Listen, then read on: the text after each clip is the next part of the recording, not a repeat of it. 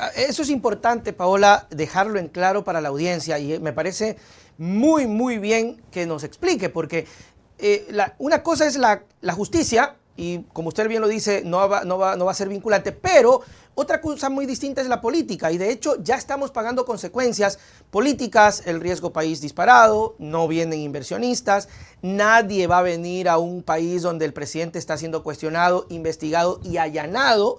Entonces, definitivamente el tema va por el asunto político y me parece muy, pero muy importante que se aclare esto. Ahora, otra cosa, acaba de declarar el señor Arauz que efectivamente lo dicho ayer en la comisión es real.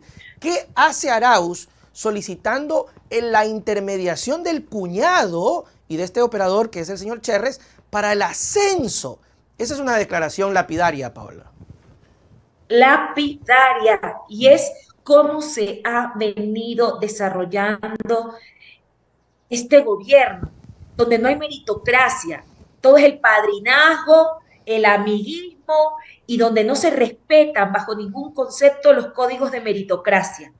Cuando tienes un presidente que no es presidente, sino que es padrino, que no sé si usted se acuerda en algún momento, cuando el presidente le dijo en un evento público a una persona, anda al banco y diles que vas de parte del Claro, presidente que claro, es tu claro. padrino.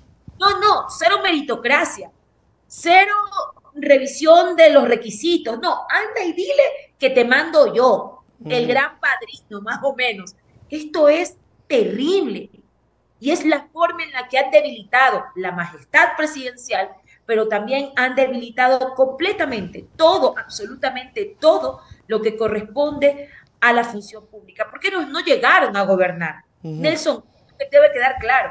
¿Se acuerdan cuando nos apuntaban? Esta es la típica, cuando ladrón, ladrón, ladrón. Quienes están asaltando el Estado, el gobierno y sus instituciones son ellos. ¿Se acuerdan cuando en pleno proceso de elecciones vincularon al compañero Andrés Arauz de manera maliciosa, que supuestamente estaba recibiendo recursos de un grupo armado de Colombia?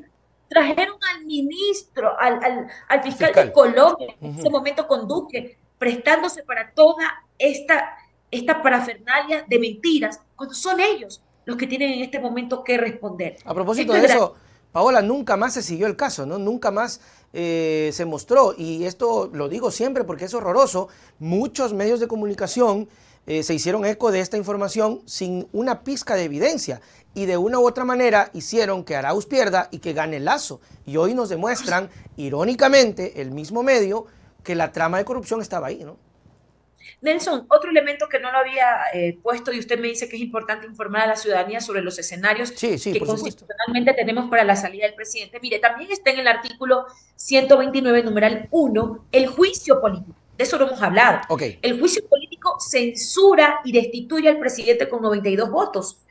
La causal sería en este caso atentar contra la seguridad del Estado. Creo que suficientes elementos existen y requiere dictamen previo de la Corte Constitucional. Ahí donde yo le decía, en este caso es donde se requiere dictamen de la Corte Constitucional y no es necesario el enjuiciamiento penal. Con que la Asamblea pueda establecer responsabilidades en este ámbito, el presidente podría ser censurado y destituido y asume el vicepresidente de la República, donde se quedaría el resto del periodo. Hay otro que le decía justamente que es el 130, numeral 2, que activamos la muerte cruzada, que este es un elemento que al igual como el presidente puede utilizarlo en el 148, donde disuelve la Asamblea Nacional, vamos a nuevas elecciones, pero él se queda gobernando 6 meses vía decreto. Ojo, entonces el 132 es la misma figura pero parlamentaria, activa la muerte cruzada, la destitución del presidente también sería con 92 votos, la causal es la grave crisis política y conmoción interna que eso está dentro del artículo 132, numeral 2. No se necesita dictamen de la Corte Constitucional en este caso, por eso yo hacía énfasis que este es el artículo que podría darnos herramientas a la Asamblea para determinar la muerte cruzada, porque ahí nos vamos todos, ojo, si bien activa la Asamblea, el presidente entra en un proceso para... por esta causal, pero se adelantan elecciones porque nos vamos todos. El CNE convoca elecciones anticipadas, asume el vicepresidente y los ganadores de ese proceso electoral, porque nos vamos a elecciones todos, asamblea y presidente, y asumirían hasta que finalice el periodo en el 2025 los que ganen esa elección. Hay otra herramienta también constitucional, que es el artículo 145, numeral 2, que es la renuncia voluntaria del presidente Lasso, que es aceptada por la Asamblea Nacional. Y en el 146 también se prevé que le reemplaza el vicepresidente por el tiempo que resta para completar el periodo que corresponda. Estos son los, digamos, los escenarios. Si hay otro más, van los dos, sería interesante si se van los dos, porque creo que sube el presidente de la Asamblea y llaman a elecciones. Exacto. ¿Qué pasa si renuncian? No, pero miren qué pasa si renuncian los dos. Sería bueno eso. Porque podría darse ese escenario. Claro. El vicepresidente no ha trabajado nunca. Sí. Está en el 146, ante la falta simultánea, dice claramente, o definitiva del presidente o vicepresidente, quien asumiría es el presidente de la Asamblea Nacional de manera temporal en un término de 48 horas. El CNE convoca a elecciones para esos cargos, tanto presidente como vicepresidente, quienes deben ser obviamente elegidos y también culminan el periodo. Todo lo que pase es hasta el 25. Estos son los escenarios jurídicos, Nelson, que existen y que, mire, ojalá el presidente Lasso pudiera comprender que el problema en este momento no es la clase política, en este momento el problema no es la CONAIE, el problema es él.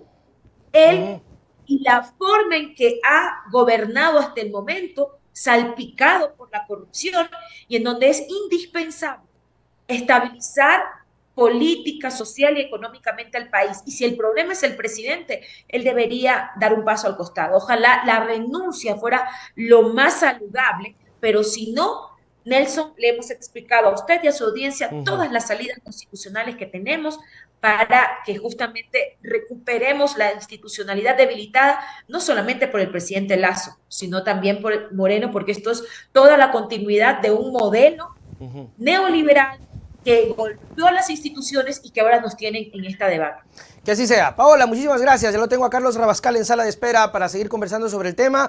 Ha sido bastante ejemplificador el tema, ojalá, y por el bien del país, pero parece que los egos funcionan mucho más y pensar que el presidente renuncie junto al vicepresidente, porque Borrero, la verdad es que no sentiría horror si Borrero asume, no sabría qué hacer el señor Borrero.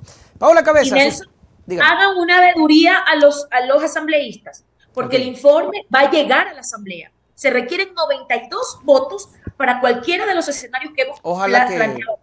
Vamos a ver cuáles son los asambleístas. Exactamente. Que están con la ciudadanía y contra la corrupción, o quienes estén seguramente en componendas. Eso va a ser clarito y ustedes como medio de comunicación tienen que hacer un seguimiento al respecto. Ellos han dicho hasta ahora horrorizados, todas las bancadas. Pero como usted dice, Paola, en 10 días veremos qué pasa y si realmente asumen este rol. Chao, Paola, muchísimas gracias. Un abrazo grande.